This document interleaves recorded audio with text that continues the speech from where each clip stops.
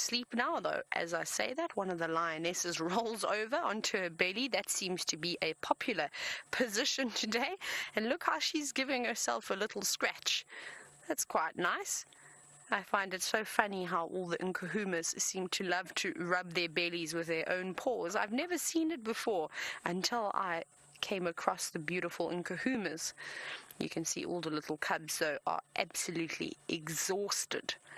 They've had a long day, by the sounds of it, and they look very tired, panting away, trying to beat the heat of the day, which is, of course, I think, quite difficult when you are covered with all that hair. That one must be very hot with the sun baking down on it. Here we go, you can see how quickly it's breathing.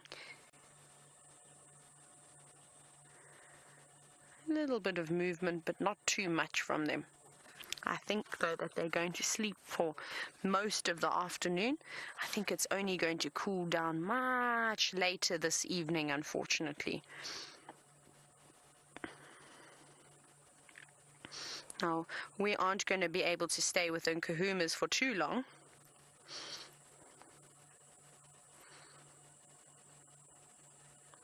Kitty Kitty Bang Bang. I absolutely love your username. It's incredible. You'd like to know, can they sweat through the pores of their pad? Yes, they can.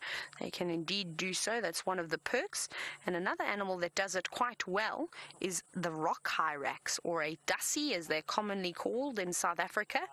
And I suppose for the hyraxes, though, it's a little bit more difficult because they tend to lose quite a bit of heat through the pores of their pad as well.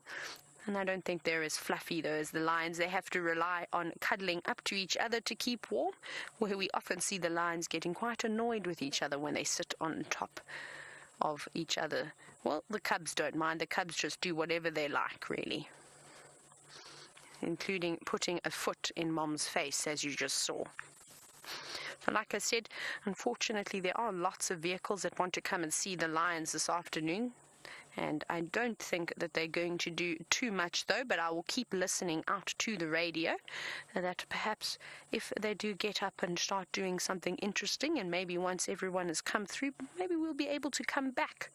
But it is only fair that we give everybody a chance to come and have a look at these incredible lions. You can see why everybody wants to see them.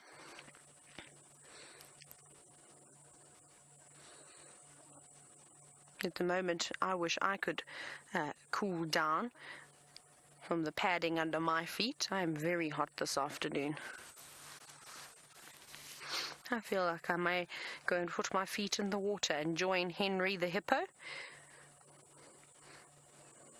Perhaps he wouldn't mind some company. Oh, look at that. Isn't that beautiful? And look at the size of the paws of the adult lioness compared to this young cub.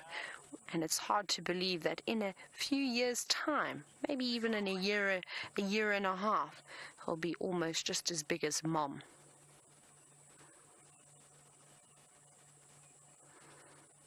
And they're fast asleep.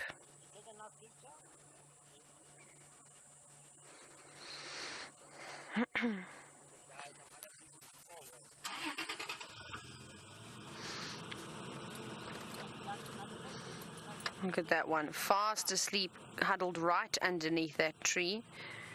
If it wasn't breathing so quickly, you would actually think it was dead.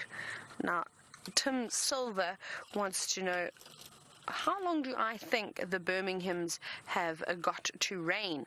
I think they've got a few more years in them, seeing as they've just sort of come in last year, and they're almost 6 years old, I suspect. Also, it depends on if there's a bigger coalition that comes through, possibly, maybe from Kruger, maybe from the Manuleti, from the Timbavati.